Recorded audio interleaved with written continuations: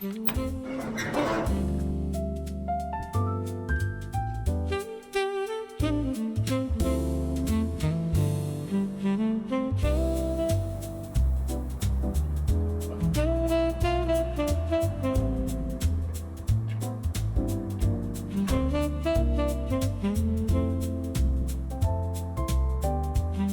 of the other big things I want to get done for the show is the center console. I'm tired of looking at it. It's a mess. So I've adjusted the e-brake slightly higher up. I've got the console out here on the back of the car. I've cut this down 2 or 3 inches, cut this slightly shorter. This is at the right length where it aligns with the black trim on the center stack. And then when I cut it shorter, I separated this vinyl trim. This will get sewn up here so that it looks kind of factory. This will match the bottom of the center stack, and then I'll make an aluminum fill panel to go in here to hold a bezel for the shifter, window switches, mirror switches, and a dust boot for the e-brake handle. When it's done, it should look pretty factory. Before these can get sewn up, I have to get the rest of this adhesive off. It's really pervasive. I don't know what's gonna take it off and keep the vinyl safe, so I'm just gonna start with the mildest cleaner and work my way up until something takes it off.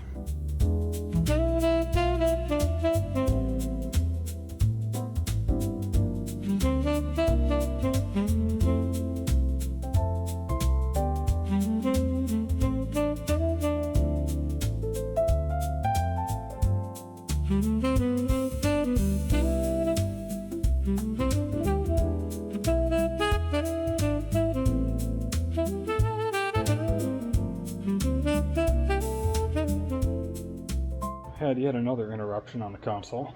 Lost power, so I went and borrowed a generator, and the minute we got it set up, the power came back on. So I spent the morning doing that instead of doing this. But on the bright side, these are all sewn up. Looks just about like a factory edge.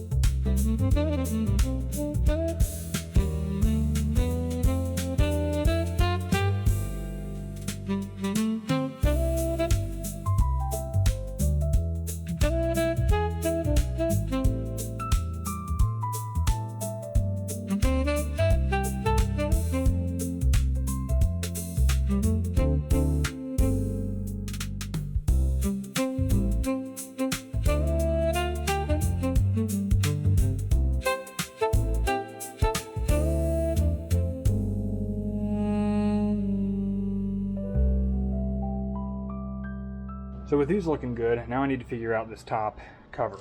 On the left, we have the Lincoln Mark VII console, and on the right, we have the original console from the Cougar XR7. Starting from the back, the Mark VIIs have air ducts that vent at the back of the console to cool the rear seat passengers, while the Cougar has a light switch for those sail panel map lights and a very cool Lazy Susan style ashtray, which has never been smoked in. Now, I need to mount this switch in here. I also really like this feature. So if I'm slick, I might be able to adapt these parts to this. I don't really want to cut this up though, so I might just add a light switch over here and not worry about the tray, because to get the tray from here into there, I think I'd have to cut this apart, and I don't want to do that. Moving forward, the LSC has cup holders, which only sort of work once you have a manual swapped car because the shifter gets in the way. It has an upper tray activated by this upper switch. These came with a cassette tray, which I have. It's just out right now for the work that I'm doing. The lower section of this switch operates the lower tray, which has a coin holder and the fuel door release and some storage space. I will not be hooking up the fuel door release because I have a fuel door release in the glove box of the car. So I might replace that with something else. We'll see. The Cougar has just one tray. There is a single bucket that goes in this.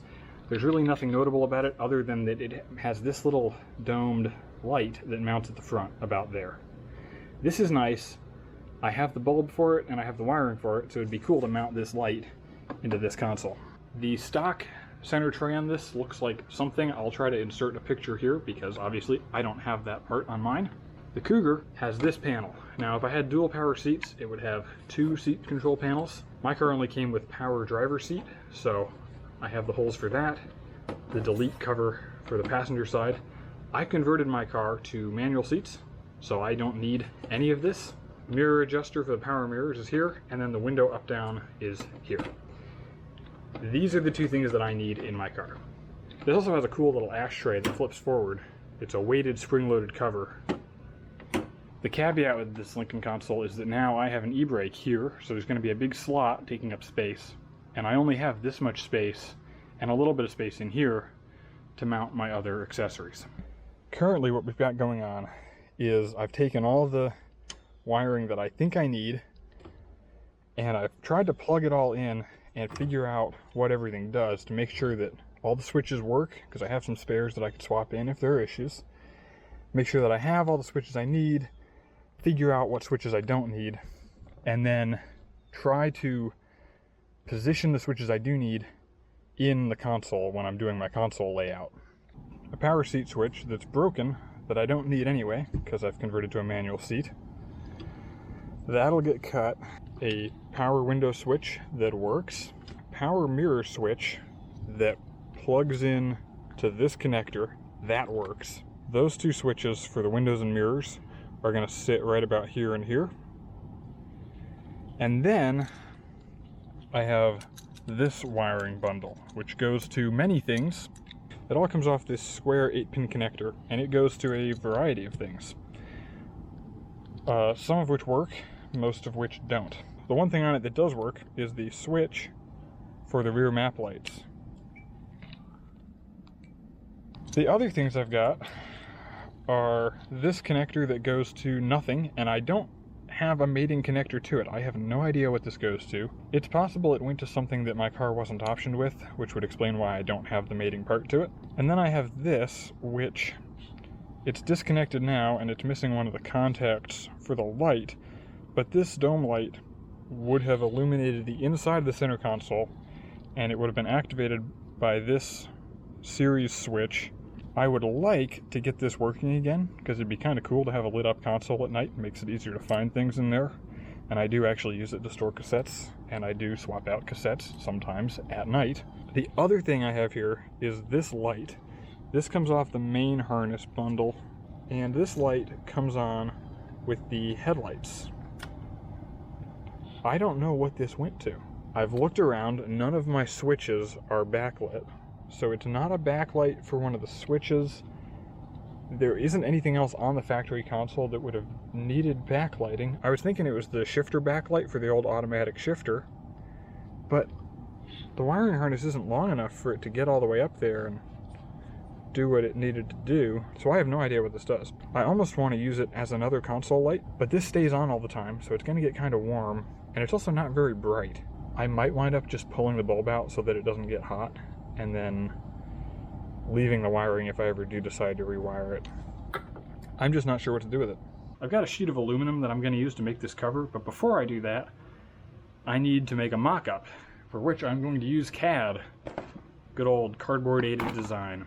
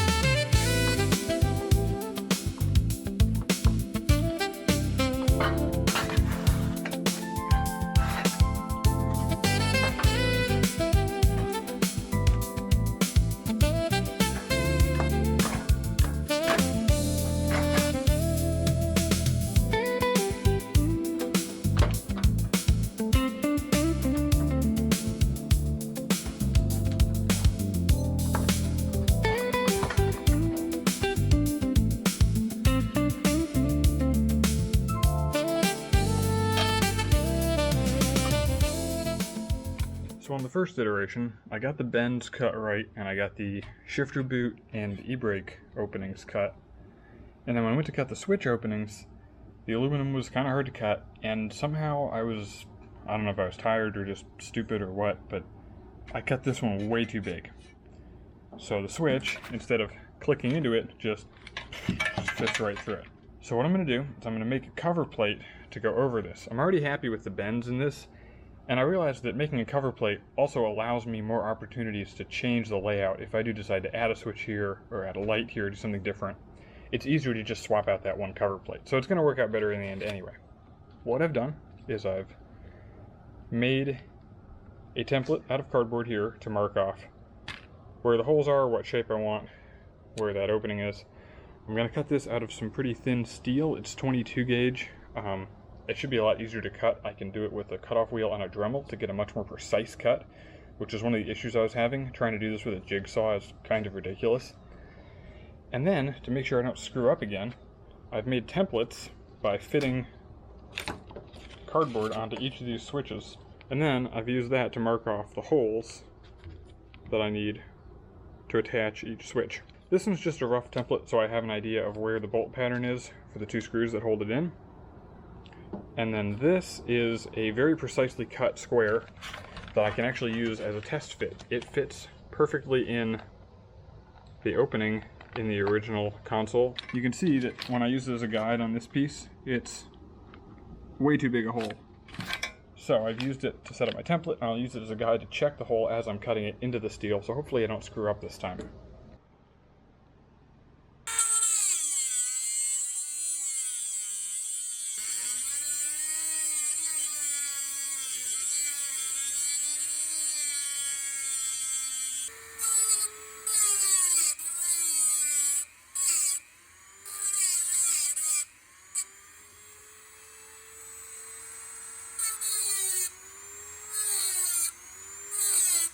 Two days to go, and I finally have the console cover mocked up, screwed into place, and the switch plate also mocked up and screwed into place. There's still some prep work to do on these before I paint them. The final iteration here is an aluminum plate and then a steel switch plate over top of it, because steel is a lot easier to cut precisely with a Dremel than aluminum is. Aluminum likes to gum up with rotary tools. It doesn't take heat as well as steel does. I do also have to Bondo over some of these little holes in here so that they're smooth. There's places where the blade, the cutting wheel, nicked the surface. So those will all get Bondoed, filled, smoothed out. This will be nice and smooth and flat. Edges will be straight, and then it'll all get painted. And then I've got this plastic door edge strip that'll cover this edge and the edge of this plate, probably. I may go back on that, but I'll probably cover it. If I decide not to cover it, then I'll have to do even more prep work to get these edges super clean. Other than that, we're getting pretty close. I'm happy with how all the shapes came out here. For something that I bent over a garden rake handle, I think these radius bends came out pretty well.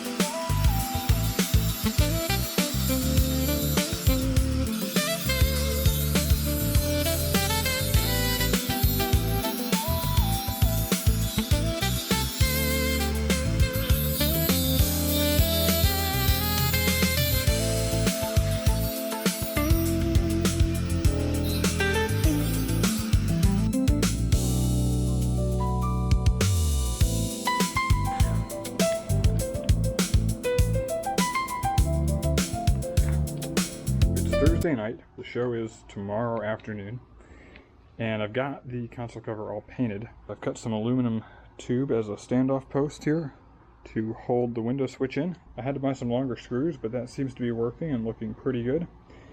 The mirror switch will pop in. I have to make some standoffs for this light switch, and then it should be ready to throw in.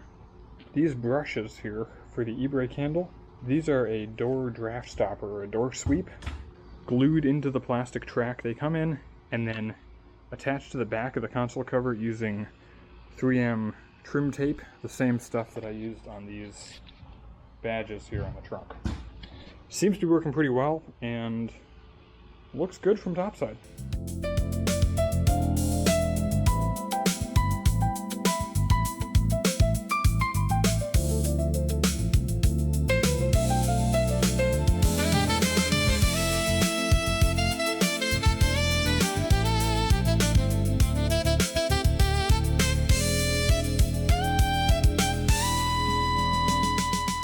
Got the console in the car. Looks reasonably good, not perfect, but good enough for something that I threw together. We got the brush in there so you can't see through the e-brake opening. All the switches work. I even have a backlight for the light switch if we're in a dark car and I turn the headlights on. There's a little backlight element there. It's a little hard to see, but at night when it's fully dark and we're not in a lit garage, that should be easier to see. Power mirrors work. That's your selector for the right side, left side. I can toggle it around with these buttons here.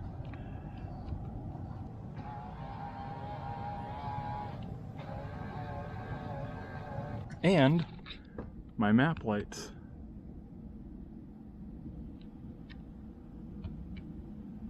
Those work with the press of this button here.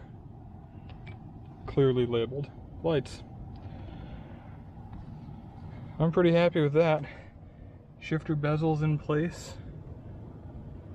Looks reasonably good. Everything bolts up at the front of the console. The stitching is hidden away. Factory edges. Shout out Andrew for fixing up the upholstery. It looks really good. I've even got one screw in here. I know it's not black, but you can't win them all. Holding the console down. So it's got two mounting points at the front, one mounting point here. Solid as a rock. The console works. We've got lower deck and upper deck. And the cup holder tray works. There are two, but they kind of start getting in the way of the shifter. So I only ever use one. The e-brake has a stop, so when you put it down, it doesn't actually slam into the console. There's a gap there. There's a stop lower down under this cover. And at the back, it travels to the back of the slot with clearance. Everything's covered pretty well. So I am very happy.